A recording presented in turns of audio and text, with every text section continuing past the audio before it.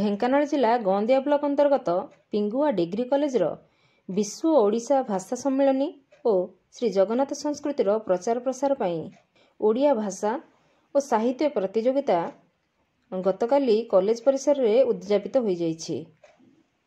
କଲେଜର ଅଧ୍ୟକ୍ଷ ଶ୍ରୀଯୁକ୍ତ ଭଗବାନ ମିଶ୍ରଙ୍କ ଅଧ୍ୟକ୍ଷତାରେ ଅନୁଷ୍ଠିତ ଉତ୍ସବରେ ସମ୍ମାନିତ ଅତିଥି ଭାବେ ରାଜନୀତି ବିଜ୍ଞାନ ବିଭାଗର ବରିଷ୍ଠ ଅଧ୍ୟାପକ ଶ୍ରୀଯୁକ୍ତ ରାମନାରାୟଣ ରାଉତ ଏବଂ ଓଡ଼ିଆ ବିଭାଗର ଅଧ୍ୟାପକ ଶ୍ରୀଯୁକ୍ତ ବୈକୁଣ୍ଠନନ୍ଦୀ ମିଶ୍ର ଯୋଗଦେଇ ନିଜ ନିଜର ବକ୍ତବ୍ୟ ପ୍ରଦାନ କରିଥିଲେ।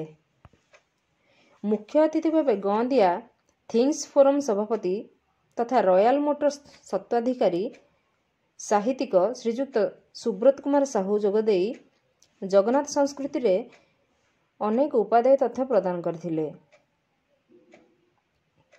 ଓଡ଼ିଆ ଭାଷାର ଭବିଷ୍ୟତକୁ ନେଇ ଅନେକ ପରାମର୍ଶ ପ୍ରଦାନ କରିଥିଲେ।